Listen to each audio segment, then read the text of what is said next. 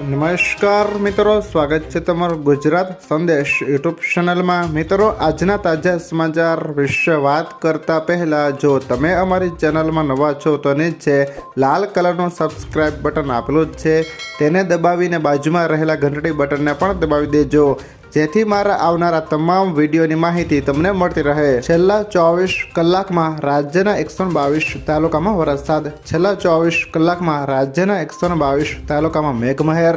સૌથી વધુ દેવભૂમિ દ્વારકામાં 14.6 ઇંચ તો પોરબંદરમાં 10 ઇંચ વરસાદ નોંધાયો છે। છેલ્લા 48 કલાકમાં કુલ 25 ઇંચ વરસાદ। જૂનાગઢના કેશોદમાં 8.5 અને વંથલીમાં 7.25 ઇંચ વરસાદ। દ્વારકાના કલ્યાણપુરમાં 6.5 ઇંચ વરસાદ। વલસાડના ઉમરગામમાં પણ 6.5 ઇંચ વરસાદ। દ્વારકાના ખંભાળિયામાં 5 ઇંચ અને પોરબંદરના રાણાવાવમાં 4.5 ઇંચ વરસાદ વરસ્યો છે। ત્યાર પછીના સમાચાર વિશે વાત કરીએ તો બંગાળની ખાડીમાં લોપર વાવાઝોડું। બંગાળની ખાડીમાંથી સર્જાયેલા લોપરાયેશ્વર વાવાઝોડાએ તોફાનનું સ્વરૂપ લીધું છે। આ વાવાઝોડાને લોપર વાવાઝોડું નામ આપવામાં આવ્યું છે।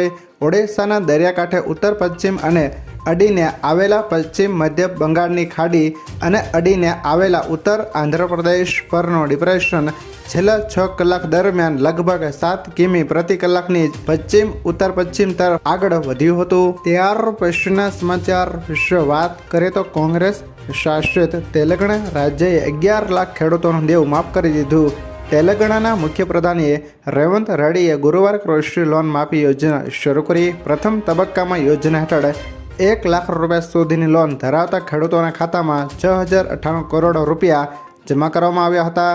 કૃષિ લોન માફી યોજના 3 તબક્કામાં પૂર્ણ કરવામાં આવશે।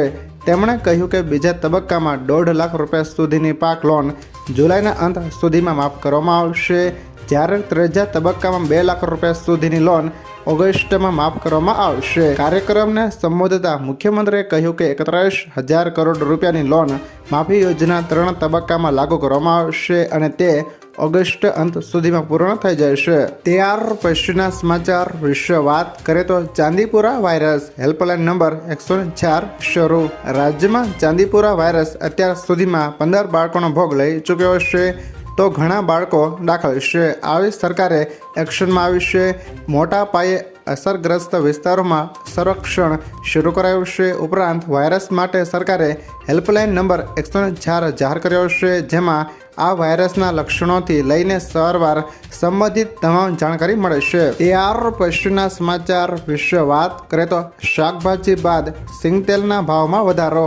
શાકભાજી બાદ સિંગતેલના ભાવમાં વધારો થતાં લોકોનું બજેટ ખોરવાયું છે। 15 દિવસમાં સિંગતેલનો ભાવ ₹70 થી 100 વધ્યો છે, તેમજ સિંગતેલના ડબ્બાનો ભાવ 87 પહોંચ્યો છે। સતત વરસાદને પગલે હેડમાં મગફળીની આવક ઘટી છે, તેની અસર જોવા મળી રહી છે। હવે છેક દિવાળી સુધી સિંગતેલ મોંઘું થતું જશે। ત્યાર પછીના સમાચાર વિશે વાત કરીએ તો ગુજરાતના માથે વધુ એક સિસ્ટમ સક્રિય થતાં ટેન્શન વધ્યું। ગુજરાતને માથે ચોથી સિસ્ટમ પણ સક્રિય થઈ છે। હવામાન વિભાગે આગાહી કરી છે, ચોથી સિસ્ટમ સક્રિય થતાં રાજ્યમાં ભારેથી અતિભારે વરસાદ પડી શકે છે અને અમુક વિસ્તારોમાં 7 ઇંચ જેટલો વરસાદ ખાબકશે।